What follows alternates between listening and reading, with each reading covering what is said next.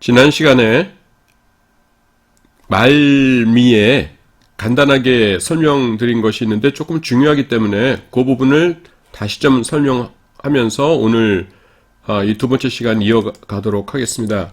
무슨 이야기를 했냐 하면은 유대인들이 이제 랍비들이 이제 중요한 랍비들이 두 사람 등장하는데요. 요하난 벤 자카이라고 있죠. 요하난 벤 자카이. 그리고 그 다음에 가말리엘 2세라는 사람이 있습니다. 그런데 요하난 벤 자카이 때는 아직 유대인들이 예수님을 믿는 유대인들이 회당에서 쫓겨나지 않았다라고 말씀드렸어요. 근데 우리는 어떻게 생각하냐면은 사도행전 2장에 보시면은 오순절 성령 강림 사건이 나오지 않습니까? 그 다음에 이제 교회가 시작되죠. 그래서 유대인들 중에서 예수님을 믿는 사람들이 이제 교회로 이제 이 사람들이 쭉 오고 여기는 이제 다시는 안 갔다. 유대교회 회당에는 이렇게 생각하거든요. 근데 그게 아니라는 겁니다.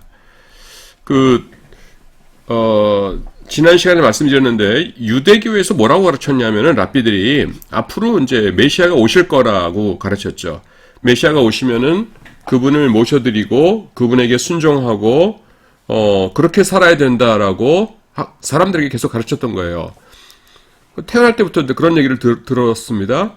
그 다음에 메시아를 만났어요. 누굽니까? 예수님. 그래서 이분이 메시아 맞아 하고서는 많은 사람들이 마태복음 읽고서는 개종을 했겠죠. 마태복음의 구약의 어떤 것들이 예수님을 통해서 어떻게 이루어졌는가 하는 것이 자세히 나오니까 그래서 이제 개종을 했는데 그 사람들이 유대교 회당을 떠날 생각을 안 한 겁니다. 처음에는. 그래서 회당도 다니고 교회도 다니고 그랬어요.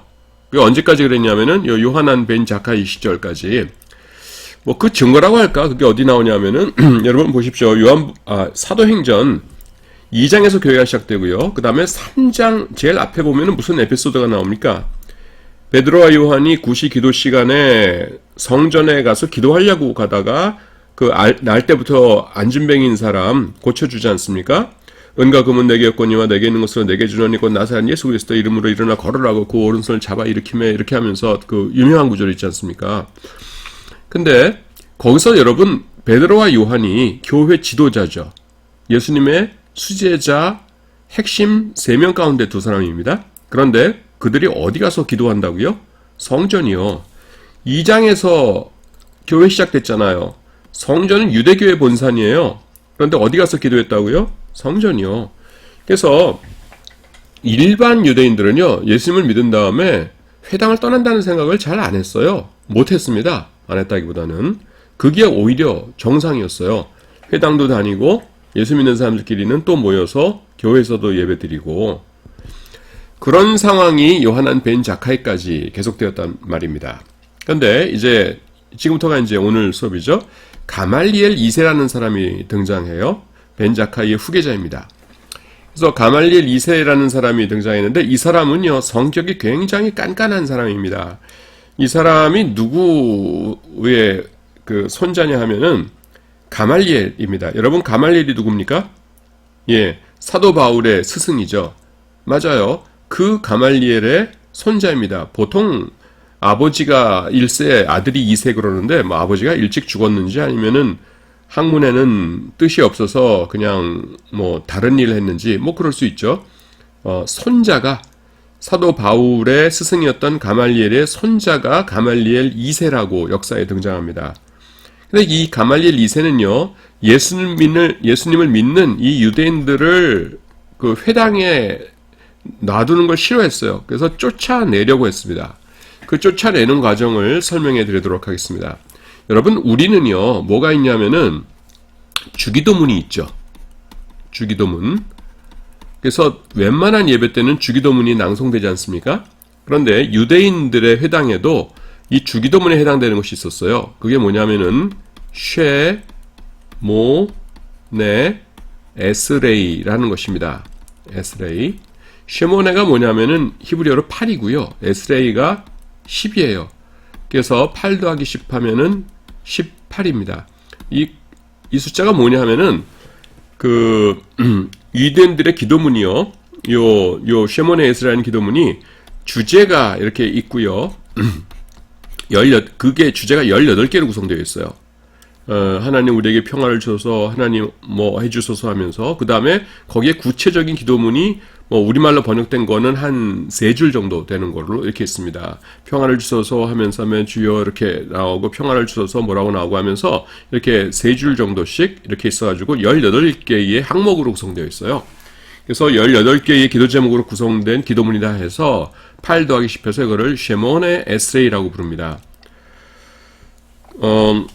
그런데요, 가말리엘 2세가 쉐모네 에스레이 여기 가운데서 12번째 항목에다가 뭐를 집어넣냐면은, B인데, 비르카트 하미님이라는 걸 집어넣습니다. 비르카트 미님. 미님은 이제 히브리어 정관사입니다. 그리고 미님이 2단이에요. 그리고 비르카트가 이제 저주에 해당되는 단어입니다. 그래서 2단들을 저주하는 거를 집어넣는데, 그래서 어떻게 됐겠어요? 18개에다가 하나 추가됐으니까 19개가 됐죠. 그래서 19기도문 이렇게 해야 되는데, 쉐모네 에스레이는 워낙 수백 년 동안 전통적으로 굳어온 이름이기 때문에 그냥 쉐모네 에스레이라고 불렸습니다. 계속 이름은. 근데 비르카트 하미님 가운데서 이 기독교인들을 저주하는 게 있고 나니까 그 다음부터 기독교인들은 회당에 들어오라는 거예요, 말라는 거예요? 오지 말라는 거죠. 그래서 이 기독교인들이, 그러니까 예수님을 믿는 유대인들이 회당에서 완전히 쫓겨나서 이제 교회만 다니게 되는, 다시 말해서 유대교라고 하는 종교와 기독교라고 하는 종교가 완전히 분리되는 역사가 발생합니다. 1세기 말이고요, 그때가. 그리고 그 주동자가 가말리엘 2세라는 것입니다. 조금 이따 이제 본문을, 책을 보면서 우리가 살펴볼 텐데요. 근데 이것이 정치적으로 혹은 종교적으로 무슨 의미가 있었냐 하면은, 여러분, 로마는 다신교 사회였죠. 예, 그래서 톨러런트했습니다. 그러니까 관용했어요, 다른 사람들의 종교에 대해서. 근데 로마 사람들이 굉장히 싫어했던 게 뭐냐면은, 단일 신을 믿으면서 우리 신 외에는 신이 아니다라고 하는 사람들을 굉장히 싫어했습니다. 근데 그 대표자가 누구냐면은 유대인들이었어요. 근데 유대인들이 돈이 많고 또 로마에 여러 가지 다른 면으로는 협조를 하고 그랬기 때문에 유대인들이 하나님을 섬기고 그러는 거에 대해서는 우리가 봐준다 하고서는 유대교는 특별 대우를 받았습니다. 그래서 유대교라고 하는 이렇게 우산이 있는데, 유대교인들은 로마에서 뭐 국경일에 무슨 신전에 뭐를 바치고 신전 앞에서 제사를 드리고 하는데 참석 안 해도 그래 봐준다. 너네들은 좀 독특한데 그냥 봐준다 하면서 유대교인들은 그런 면책 특권을 부여받고 있었습니다. 그런데 가말리엘 2세 이전에는요, 사람들이 이 기독교를 유대교의 한 분파로 생각을 했어요. 그래서 우리는 하나님밖에 안 섬긴다 라고 해도 유대교의 한 분파니까 봐줘야지, 이렇게 된 겁니다. 그런데요, 유대교와 기독교가 분리되고 나니까 이게 우산인데요, 우산 밖으로 쫓겨난 겁니다, 기독교가. 예. 국가에서, 로마에서 인정한 단일 신교가 아닌데 로마 황제 숭배를 거부하고 이렇게 나오는 거예요. 그러니까 이제 미움을 받게 되죠. 그리고 유대인들이 어떻습니까? 기독교를 엄청나게 이제 공격하는 겁니다.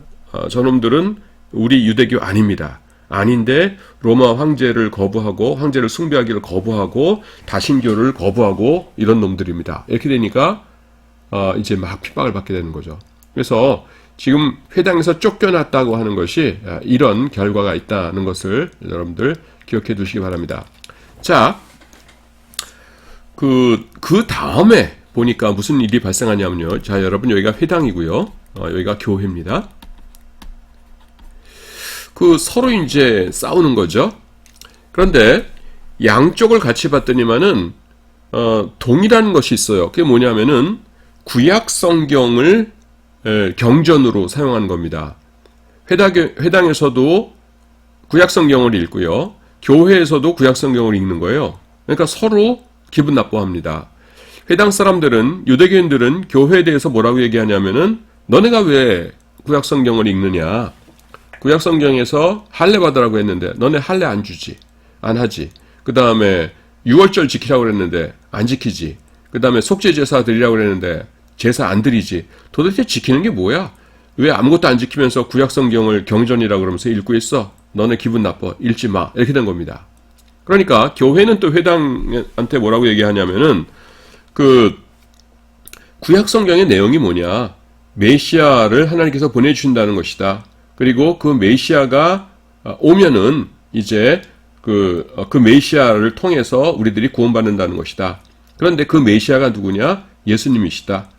하나님께서 그분이 메시아라는 것을 증명하시기 위해서 죽음에서 사흘 만에 부활시키셨다. 그러니까 그분은 증명 대신 참된 메시아이시다.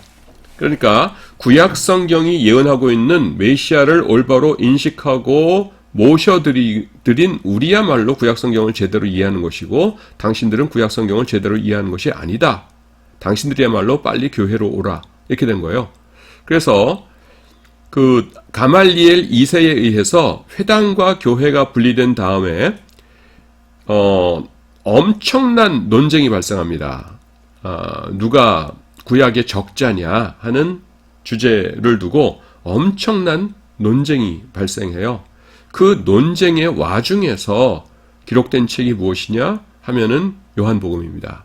그래서요, 요한복음에는 이런 유대교와 기독교가 분리되고 그 다음에 그들 사이에 엄청난 그 존립 자체에 위협이 되는 엄청난 이 논쟁, 그 논쟁이 있는 그런 와중에서 그런 배경 속에서 기록된 것이다 라는 것을 보여주는 여러 가지 것들이 요한복음에 포함되어 있습니다. 그래서 이런 배경을 알고 요한복음을 읽으면 훨씬 재미있습니다. 자, 지금까지 대충 윤곽을 잡기 위해서 우리가 이제 이거를 설명을 먼저 드렸는데요. 이제 종이를 보면서 우리가 다시 한번 복습을 해보도록 하겠습니다. 여러분들 교과서 책으로는 16쪽입니다. 주후 66년에 대로마 항쟁이 발생했다고 했죠. 70년에 티투스 디도 장군에 의해서 예루살렘이 함락되었고요. 그 다음에 요하난 벤 자카이라고 하는 랍비가 예루살렘 탈출했습니다. 그리고 나중에 얌리아라는 곳에서 종교회의를 개최했죠. 그래서 성전이 없이도 전속이 가능한 율법 중심의 유대교를 만들었습니다. 요하난 벤 자카이는 비교적 관용적이었어요. 그 이유가 첫 번째가 뭐냐면은 성격 자체가 그 사람이 좀 널널했습니다. 그런 사람들이 있죠. 둘째는요, 그 당시에 유대교의 상황이 너무나 급박했어요. 그렇기 때문에 기독교인들을 이걸 받아줄 거야, 쫓아낼 거야, 이거 신경 쓸 겨를이 없었습니다. 그런데 그의 뒤를 이은 가말리엘 2세는요, 유대 기독교인들, 그러니까 유대인 중의 기독교인들에 대해서 대단히 강경한 입장을 취합니다. 그래서 설명해 드린 것이 있죠. 그 기도문이 있다고 그랬죠. 자, 그 기도문이 몇 개로 구성되어 있다고요? 18개. 18개가 1번, 2번, 3번, 4번 하면서 이렇게 쭉 있어요. 뭐 제가 읽지는 않겠습니다. 여러분들이 그 책을 보시면 그대로 나오는 것이니까 18개의 기도문들이 있는데, 근데 여러분 마지막 숫자가 뭐로 끝나요? 19로 끝나죠. 왜 그런다고 그랬어요? 12번 이게 추가됐어요. 그래서 18 더하기 1 하니까 19가 된 겁니다. 12번째 내용이 뭐라고요? 이단을 멸하소서. 비르카트 하 미님입니다. 하는 정관사, 미님이 이단, 비르카트가 저주라는 의미예요. 자, 그러면 우리가 궁금해지죠. 그 기독교인들을 몰아낸 12번째 항목이 도대체 뭘까? 그 내용이. 그래서 12번째 기도문의 내용을 살펴보도록 하겠습니다. 요거예요. 배교자들에게는 어떤 소망도 없게 하시고 우리의 생애 동안에 오만의 지배를 속히 근절하시며 나사렛인들과 이교도들이 일순간에 멸망하도록 하시고 그들을 생명책으로부터 지워버리셔서 의인들과 함께 기록되지 않게 하소서. 오만한 자를 겸손케 만드시는 오 여호와여, 당신은 복되시도다. 이렇게 나옵니다. 여기 그 각주들이 있는데 제가 인용한 책에 각주로 소개되어 있습니다. 그래서요, 이제 교회와 회당이 비로소 영영 결별하게 되었습니다. 그리고 이제 구약 성경의 참된 계승자가 누구냐를 가지고 막 다투게 되는 겁니다. 그래서 그 사람들이 이제 막 다투는 그 와중에 요한복음이 등장합니다. 그 다음에 이제 마지막에 제가 뭐라고 썼냐면은, 그렇기 때문에 요한복음에는 다른 복음서들에 비해 강화가 많이 나타나고 성령에 대해서도 변호인을 뜻하는 파라클레토스라는 용어를 사용한다. 이렇게 했어요. 요거는 조금 설명을 드려야 될 것 같아요. 우선 이상한 용어가 등장하죠. 강화. 우리가 보통 이제 강하게 만든다 아니면은 뭐 강화조약 아니면은 인천에 있는 강화도 이런 게 떠오르는데, 강화라는 말이 이제 신학 전문 용어입니다. 자, 강화하고요. 그 다음에 요거랑 대조적으로 쓰이는 용어가 뭐냐면은, 설화라는 것입니다. 설화. 강화는 디스코스라고 영어로 되어 있고요. 내러티브는, 설화는 내러티브라고 써요. 그러니까 내러티브를 보통 그냥 이야기라고 순수한 우리말로 요새 말하기도 합니다. 근데 강화나 설화나 뭐 다 비슷한 얘기 같은데, 그 문자적으로는 신학 전문적으로 사용될 때는 영 다른 의미를 갖습니다. 그게 뭐냐면은 요거예요. 여러분들 그 성경책을 이렇게 펼치시면은 이렇게 까만색으로 어떻게 나오다가 그 다음에는 예수님께서 직접 하신 말씀은 이렇게 빨간색으로 되어 있고, 그 다음에는 다시 또 설명하는 건 까만색으로 되어 있고, 이렇게 되어 있죠. 칼라로 된 것에는. 그래서 이렇게 까만색, 빨간색이 번갈아 나오는 거, 이거를 설화라고 그럽니다.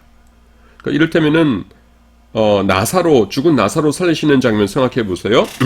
나사로를 어디다 두었느냐? 그 빨간색이겠죠? 예수님께서 직접 하시는 말씀이니까. 그 다음에 주여 죽은 지 나흘이나 되며 벌써 냄새가 나나이다. 이거는 예수님이 하신 말씀 아니니까 까만색이겠죠? 그 다음에 나사로야 나오너라, 빨간색이겠죠? 그 다음에 수족을 동여맨 채로 나왔다. 이거는 뭡니까? 까만색이겠죠? 그 다음에 나사로에게 그 사람들에게 풀어 다니게 하라. 이건 뭡니까? 또 빨간색이겠죠. 그래서 나사로 얘기를 읽으시면은 까망 빨강 이게 번갈아 나와요. 이런 거를 설화라고 그러고요. 그 다음에 강화는 뭐냐 하면은 가끔가다 성경책 보면은 그냥 시뻘개요. 예수님께서 직접 하신 말씀으로만 쫙 채워놓은 부분들이 가끔 있습니다. 어디가 그러냐 하면 마태복음 읽다가 5장에 딱 오시면은요. 5장. 여러분 5장, 6장, 7장을 뭐라고 그럽니까? 그거를 산상설교라고 하죠. 5장 1절 보시면 어떻게 시작됩니까? 예수께서 무리를 보시고 산에 올라가시니 제자들이 나온지라 입을 열어 가르쳐 가르사대 한 다음에 심령이 가난한 자는 복이 있나니 천국이 저희 것이며 애통하는 자는 복이 있나니 저희가 위로를 받을 것이며 온유한 자는 복이 있나니 저희가 땅을 기업으로 받을 것이며 하면서 뭡니까? 그 예수님의 하신 말씀들로 쫙 채워져 있죠. 이런 것을 강화라고 그래요. 자, 그런데 요한복음은 강화하고 설화 중에서 어떤 게 많다고요? 강화가 많아요. 그게 왜 그러냐면은, 자, 여러분 지금 어떤 상황이라고 했어요? 회당하고 교회하고 뭐 하고 있어요? 논쟁은 뭘로 하는 거예요? 돌멩이로 합니까? 몽둥이로 합니까? 아니죠. 말로 하는 거죠. 그래서 막 논쟁이 벌어지고 있는 것이에요. 너희가 옳다? 아니다, 우리가 옳다? 이러면서. 그런데 만약에 이 논쟁에서 패하면 어떻게 됩니까? 그 회당이 없어지거나 교회가 없어지거나 해야 되는 거죠. 그러니까 지금 교회 입장에서는 뭐가 절실하냐면은 예수님께서 이런 경우에 뭐라고 하셨지? 안식일에 대해서 사람들이 예수님께 공격을 하면 뭐라고 하셨지? 예, 그 다음에 또, 그 회당에서 축출당한 사람들에게 예수님께서 하신 말씀이 뭐가 있지? 뭐 하면서 그 당시 자기들이 필요한 말씀을, 예수님의 말씀을 조금이라도 더 알기를 원했던 거예요. 그래서 요한복음에는, 새빨갛게 이런 것들이 많습니다. 이를테면 여러분들, 뭐 3장 보세요. 3장 보시면 니고데모가 찾아오죠? 예수님하고 대화하다가, 그 사람 집에 갑니까? 아니면 거기서 예수님하고 같은 집에서, 거기서 밤을 지셉니까? 몰라요. 왜냐면은 분명히 니고데모랑 예수님하고 대화하는 거로 시작되는데요. 그냥 니고데모는 사라져버리고 예수님께서 말씀하시는 거로 쭉 채워져 있습니다. 또 요한복음의 하이라이트가 어디냐면은 그런 강화가 나오는 13장, 14장, 15장, 16장, 17장까지예요. 13장에서 제일 처음에 예수님께서 제자들의 발을 씻기시죠. 그 다음에 이제 말씀하시기 시작해가지고서는 14장, 15장, 16장, 17장에 대제사장의 기도라고 불리는 예수님의 기도에 이르기까지 그냥 그 빨간색으로 꽉 차 있습니다. 다른 데도 많지만 특히 거기 보시면은 빨간색으로 꽉 차 있죠. 이런 것을 강화라고 하는데요. 왜 그러냐면은 이런 역사적 배경 때문에 그래요. 여러분 재밌지 않습니까? 역사적 배경하고 이게 이렇게 연관되는 거 보면 재밌지 않습니까? 그 다음에 성령에 대해서도요, 변호인을 뜻하는 파라클레토스라는 용어를 사용합니다. 이거, 헬라어가 지워졌네요. 제가 헬라어는 여기다 쓸게요. 성령님을 호칭하는 것이, 마태, 마가, 누가복음에서는 그냥 성령님, 하나님의 영, 이렇게 나오는데요. 마태, 마가, 누가에서는. 근데 요한복음에서만 독특하게 뭐라고 불렀냐면은 보혜사라고 부릅니다. 보혜사. 여러분, 보혜사가 뭐냐면은 어떤 단어를 번역한 거냐면은 파라클레토스예요. 파라클레토스.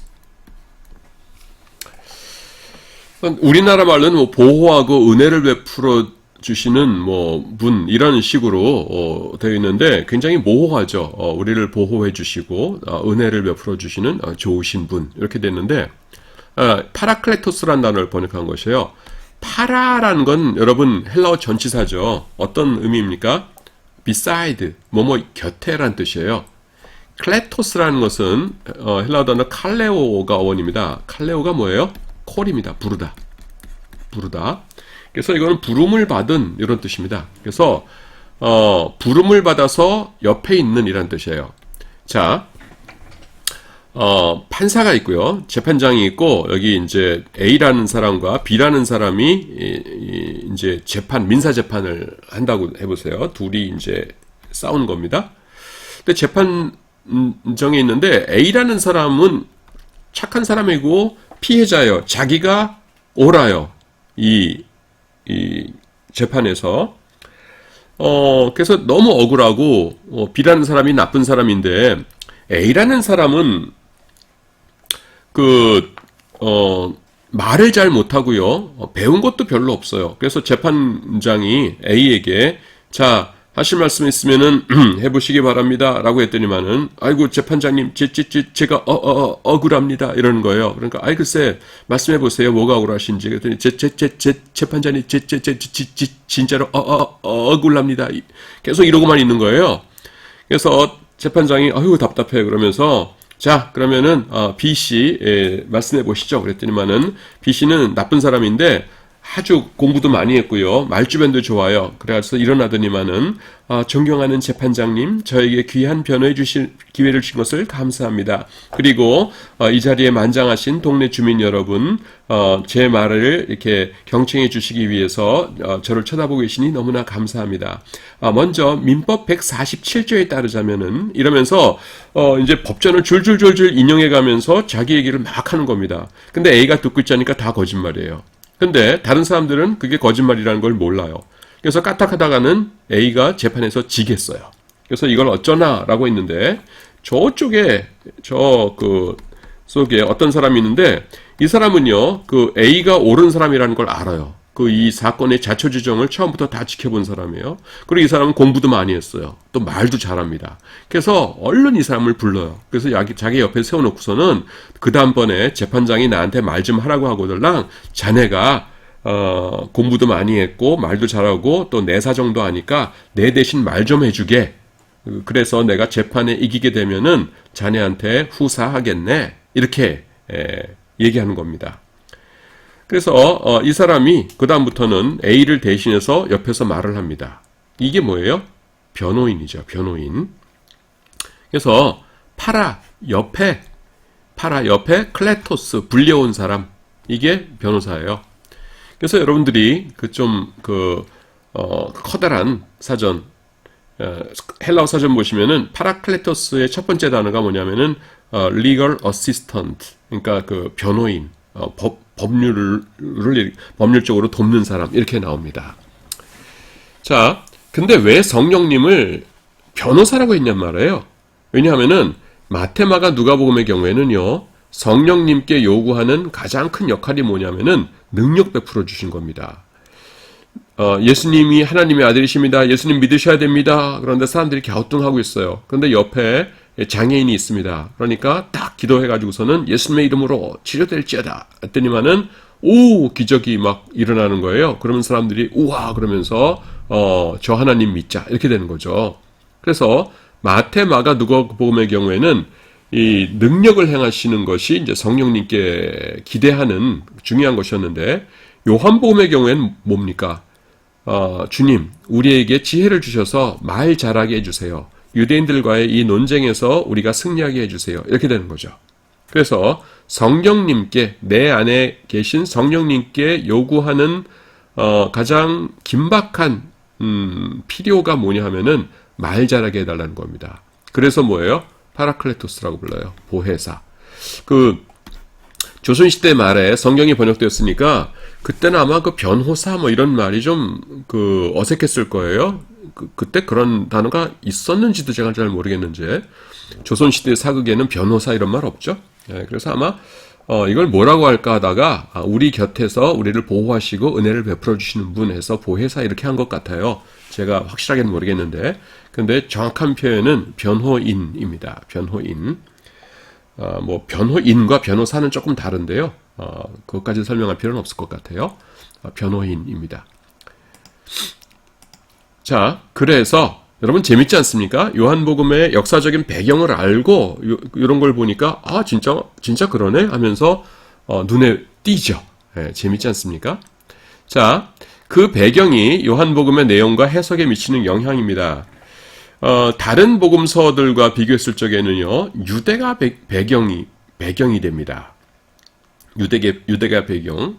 이게 뭐냐 하면은요, 예수님의 그 사역을 우리가 성경을 기초로 해가지고서 네 개를 조합해서 보면 어떻게 되냐면은, 여기가 이제 갈릴리 사이바다하고요, 이렇게 있지 않습니까? 여러분 잘 아시죠? 여기가 갈릴리, 사마리아, 여기가 이제 유대 지역입니다. 그러면은 처음에 예수님께서 유대 지역에서 한 10개월 정도 사역을 하십니다. 한 10개월 정도 사역하신 다음에 이제 세례 요한이 죽은 다음에 사마리아를 통해서 북쪽으로 가세요. 그리고 갈릴리에서 한 2년간 사역을 하십니다. 그래서 요거를 합해서 이제 3년 공생에 이렇게 얘기하는 거거든요. 그리고 제일 마지막에 이제 동쪽을 통해서 천천히 여행 오셔가지고서는 예루살렘에 오셔서 십자가에 못 박혀 돌아가십니다. 아주 간단해요. 예수님의 3년 공생애를 아주 간단하게 요약을 해봐라 그러면 이렇게 되는 거예요. 처음에 유대 지역에서의 한 10개월 남짓한 생활. 그러니까 왜 10개월이라고 그러냐면은 3월, 4월경이 6월절이거든요. 6월절에 사역을 시작하셔가지고서는 사마리아로 올라가실 때가 겨울입니다. 1월달이에요. 그래서 3, 4월부터 한 1월이니까 한 10개월쯤 되죠. 3월이라고 하면은.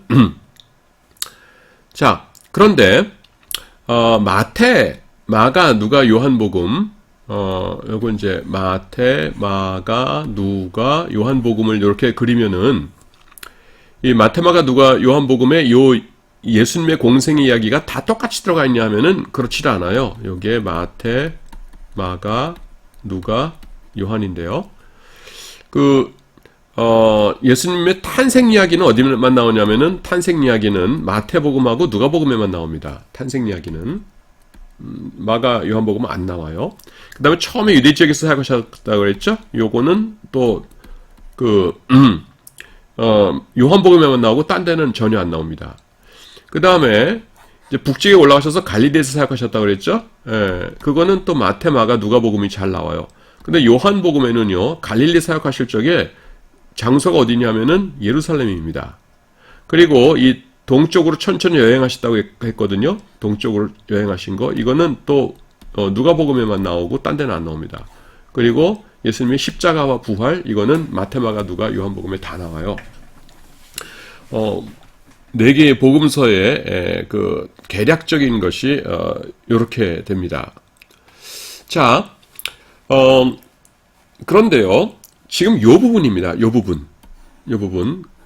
다른 사람들은 갈릴리 사역 그 기간에 갈릴리에서 무슨 일을 하셨나라는 걸 막 설명하고 있는데, 요한복음은요, 예루살렘 이야기를 막 하고 있어요.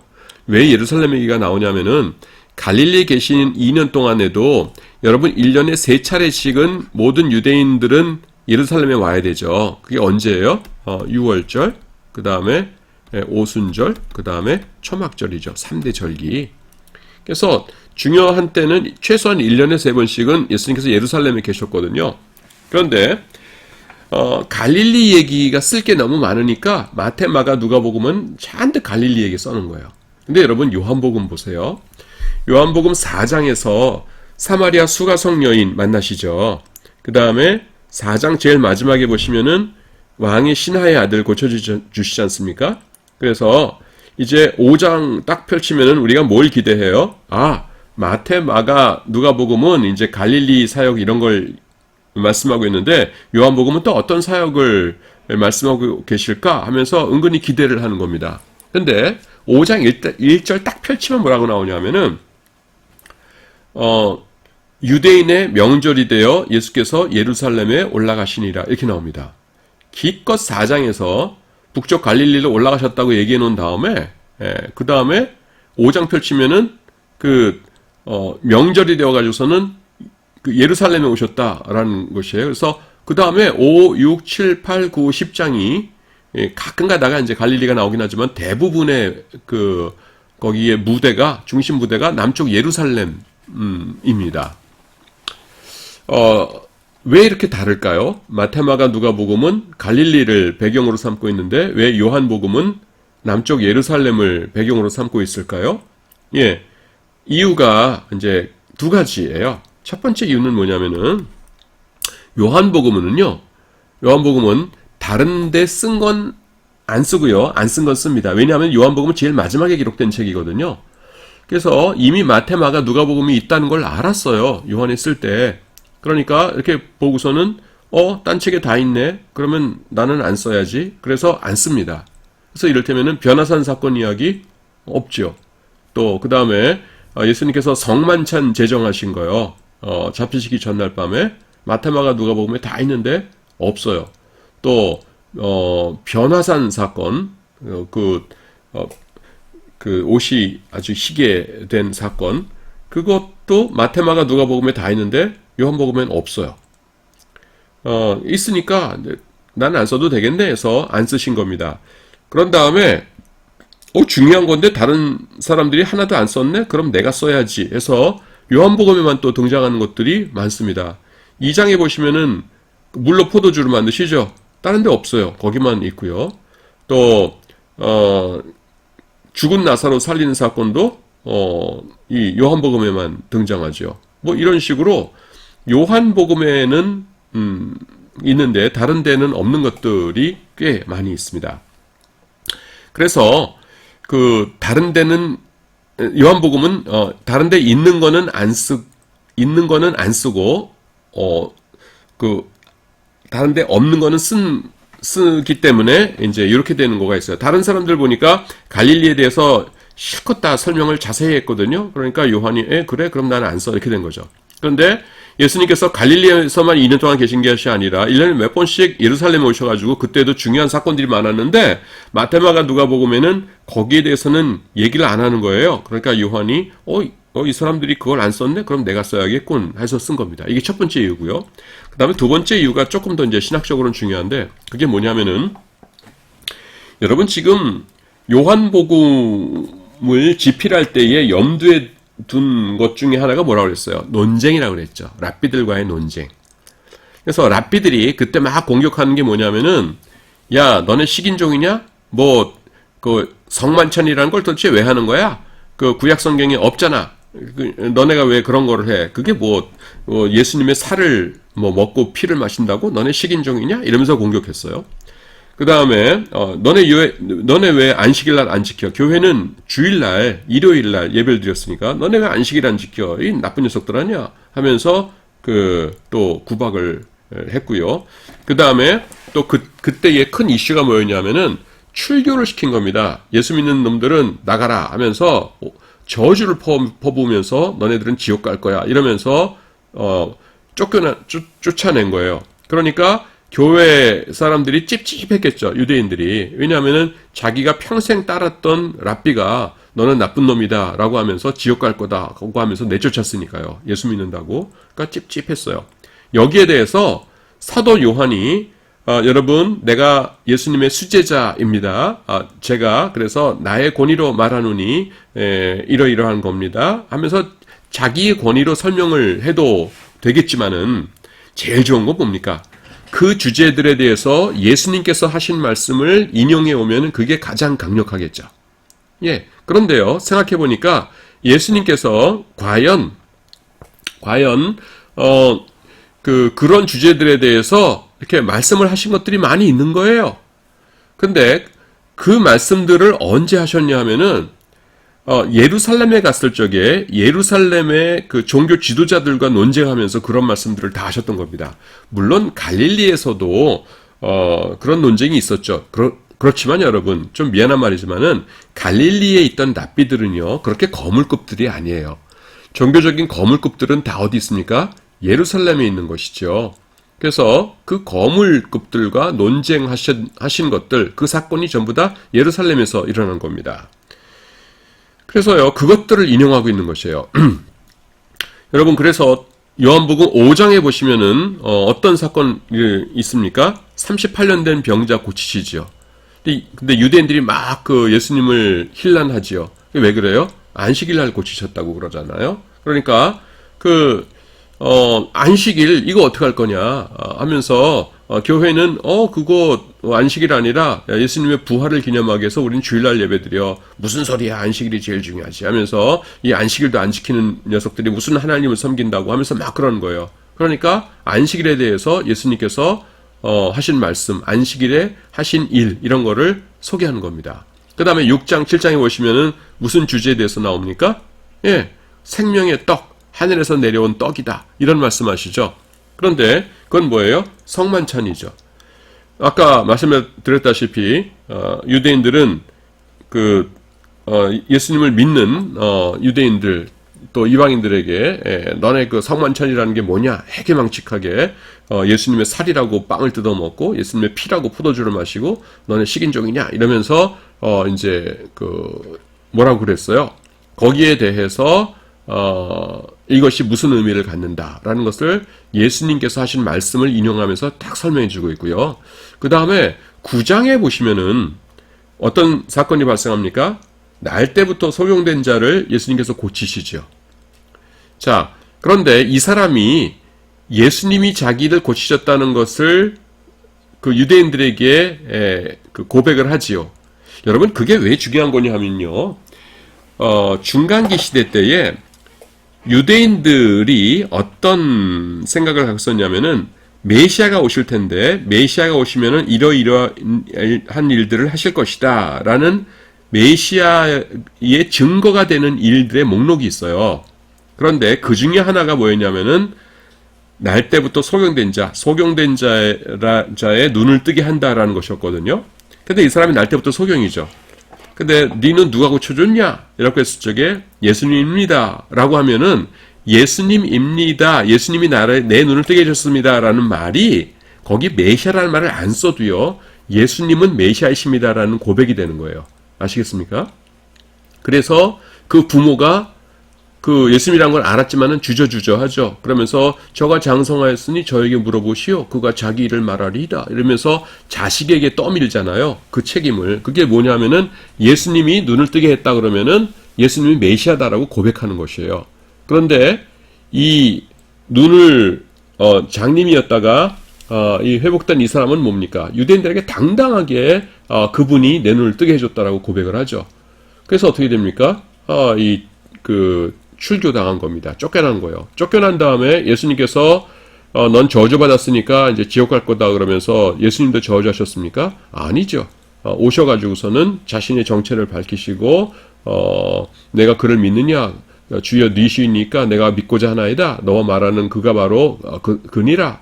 주여 내가 믿나이다. 하면서 믿음의 길로 인도하시고 오히려 축복해 주시잖아요. 이게 뭐예요? 요한복음을 통해서 이렇게 얘기하고 있는 겁니다. 여러분, 유대인들에 의해서 지금 출교를 당했다고 해서 불안하십니까? 여러분, 우리가 이거 처음 당하는 일 아닙니다. 예수님께서 지상에서 사역하실 때에도 유대인들은 예수님을 메시아로 고백하는 사람들을 출교했었습니다. 그런데 출교했다고 해서 랍비들이 출교했다고 해서 그 사람들이 저주를 받았습니까? 아닙니다. 예수님께서 찾아가셔서 오히려 위로해 주시고 그들의 구원을 확증해 주셨습니다. 지금도 마찬가지입니다. 여러분 출교당하셨죠? 걱정하지 마십시오. 오히려 예수님께서 기뻐하실 일입니다. 우리가 예수님을 믿는 믿음을 더 굳게 잡아야 됩니다. 이렇게 되는 겁니다. 그래서요, 그 중요한 논쟁들이 언제 발생했냐면 예루살렘에서 발생했거든요. 그렇기 때문에 요한복음은 예루살렘을 그 지역적인 배경으로 삼고 있는 겁니다. 저는 참 재밌는데 여러분들은 어떠실지 모르겠어요. 그래서 타 복음 소설가의 비교 유대가 배경이라는 게 이제 요겁니다. 자, 그래서 그 다음에 이제 보시면은요, 설화보다 강화 위주다 이렇게 되어 있죠. 그래서 설화가 내러티브, 강화는 디스코스인데 디스코스 위주다라는 것입니다. 그거 제가 설명드렸어요. 이거 은근히 헷갈립니다. 뭐라고 그러는 건지. 그래서 첫 자로 외우시면 좋아요. 나설디강. 저는 그렇게 외워요. 나설디강. 그렇게 아시면 됩니다. 그 다음에 그 성령론이 나오는데요. 요한복음이 기록될 당시의 역사적 배경이 해석에 결정적인 도움을 주는 또 다른 예가 요한복음의 성령론입니다. 아까는 파라클레토스, 보혜사라는 단어를 왜 사용했는가 하는 것은 설명을 드렸는데요. 그 요한복음의 성령론, 오늘 시간과 다음 시간까지 쭉 이어가면서 설명을 드려야 될 것 같아요. 일단요,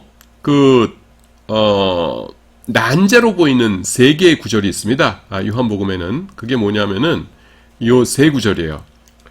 요 세 구절이 굉장히 어렵습니다. 해석하기가. 뭐냐 하면은,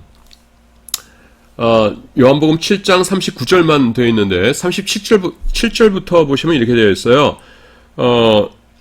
명절 끝날, 곧 큰 날에 예수께서 서서 외쳐 가라사대, 누구든지 목마른 것은 내게로 와서 마시라. 나를 믿는 자는 성경 이름과 같이 그 배에서 생수의 강이 흘러나리라 하시니, 그 다음에 여기입니다. 이는 그를 믿는 자들이 받을 성령을 가리켜 말씀하신 것이라. 그 다음에 괄호 안에 예수께서 아직 영광을 받지 않으셨으므로 성령이 아직 그들에게 계시지 아니하시더라. 이렇게 말씀하고 있어요. 근데 여러분, 성령이 아직 그들에게 계시지 아니하시더라 그러는데, 아니하시더라. 성령님께서 안 계신 적이 있었습니까? 인간들과 함께? 창세기 1장 가보세요. 하나님의 신은 수면에 운행하시니라. 하나님께서 인간들과 함께 계셨잖아요. 세상에 계셨잖아요. 그리고 구약의 선지자들 다 누구의 힘으로 예언한 겁니까? 성령님의 힘으로 예언한 것이죠. 또 예수님께서 십자가에 못 박히시기 전에도 성령께서는 역사하셨어요. 대표적인 것이 어디입니까? 여러분, 누가복음에 보시면은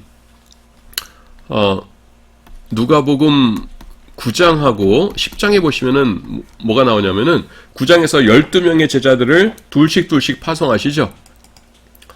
그래서 예수님께서 하셨던 일과 비슷한 일을 시키시죠. 그 둘에게. 뭡니까? 복음 전하고 귀신 쫓아내고 병 고치고. 그 다음에 10장에 보시면은 또 무슨 일을 하십니까? 이번에는 70명의 제자들을 파송하시죠. 70명을 또 둘씩 파송하셔서 병 고치게 하시고 복음 전하게 하시고 귀신 쫓아내게 하십니다. 그들이 누구의 힘으로 그렇게 한 거예요? 자기들의 힘입니까? 아니죠. 성령님의 힘으로 그렇게 일한 것이죠. 그러니까 뭐예요? 예수님께서 요한복음에서 영광이라고 하면 무조건 십자가입니다. 뭐 거의 100% 십자가예요. 인자가 영광을 얻을 때가 왔도다. 뭐 그 영광을 받지 못 않으셨으므로 뭐 이런 식으로 영광이라고 하면 십자가를 영광이라고 하는데 그 십자가를 아직 지시지 않았기 때문에 성령이 그들에게 계시지 아니하시더라 이러거든요. 이게 뭐냐 하는 것이에요. 그러니까 여러분 듣고 보니까 이상하죠. 예. 그래서 성령님께서 분명히 계셨었는데 왜 성령이 아직 안 계시다고 하지? 이렇게 되는 거예요. 그러면 요거를 문자적으로 우리가 보면 안 되고요. 그러니까 과장법으로 봐야 됩니다. 요 자체는 여러분 성경에 문학적 기교가 다 나옵니다, 여러분. 이를테면은 우리가 학교 다닐 때, 그러니까 학교라는 게 이제 고등학교를 말합니다. 고등학교 다닐 때 의인법이라고 배웠죠. 뭐 달님이 나에게 말했어요. 그러면 달을 의인화한 거잖아요. 성경에도 나옵니다. 지혜가 그 소리를 높여 그 목소리를 높여 이르되 이렇게 말씀하고 있잖아요. 지혜는 추상명사인데 무슨 목소리를 높여요? 의인법이죠. 그 다음에 마태복음 1장에도 보시면은 동방 박사들이 와서 유대인의 왕으로 나신 이가 어디 계시뇨? 우리가 그의 별을 보고 경배하러 왔노라. 그러니까 헤롯과 온 예루살렘이 듣고 소동한지라 이렇게 나오죠. 설마 온 예루살렘이 다 소동했겠어요? 그건 아닌 거죠. 과장법이죠. 또 예수님께서 우리가 죄를 짓지 않기 위해서 극도로 조심해야 된다는 말씀하시기에 뭐라고 말씀하십니까? 내 오른눈이 범죄하거든 뽑아내버리라. 한 눈을 가지고 천국에 가는 것이 두 눈을 가지고 지옥에 가는 것보다 나으며 내 오른팔이 범죄하거든 찍어내버리라. 한 팔을 가지고 천국에 가는 것이 두 팔을 가지고 지옥에 가는 것보다 나으니라. 이렇게 말씀하셨죠. 근데 여러분 지난 2000년 역사 가운데 내가 눈으로 못 볼 것 봤다고 해서 그 자기 눈 이렇게 뽑아낸 사람 있었습니까? 제가 알기로는 없어요. 또 오른팔이 범죄한다고 해서 오른팔 잘라버린 사람 있었습니까? 제가 알기로는 없어요. 그러면은 사람들이 지키지도 못할 말씀 예수님께서 왜 하시는 것입니까? 실제로 작두 가지고서는 팔 잘라내라 이것이 아니라 뭡니까? 그 정도로 마음을 굳게 잡고 의롭게 살아야 된다라고 하는 과장법인 것이죠. 예. 그래서 성경에 과장법이 다 있어요. 그래서 여기서도 성령이 아직 그들에게 계시지 아니하시더라라는 것은 어떤 것에 대한 과장법입니다. 과장법인데 도대체 왜 이런 과장법이 쓰였을까 하는 것이 우리가 이제 알아내야 될 것이죠. 그리고 두 번째는 보혜사 곧 아버지께서 내 이름으로 보내실 성령 그가 너에게 모든 것을 가르치고 내가 너에게 말한 모든 것을 생각나게 하리라 이렇게 말씀하세요. 보혜사란 단어가 이렇게 여러 군데 나오는데 보혜사 도대체 뭐냐 하는 것입니다. 그거 앞에서 제가 이거는 이제 설명을 했어요. 보혜사고요. 그게 이제 요한복음의 특징입니다. 세 번째는 뭐냐면은 성령 받으라고 하시면서 요한복음 20장이면은 예수님께서 부활하신 다음에 십자가에 못 박히시고 부활하신 다음에 제자들에게 나타나신 장면입니다. 거기서 제자들에게 뭐라고 하시냐면은 이 말씀을 하시고 그들을 향하여 숨을 내쉬며 이르시되 성령을 받으라 그러시는 거예요.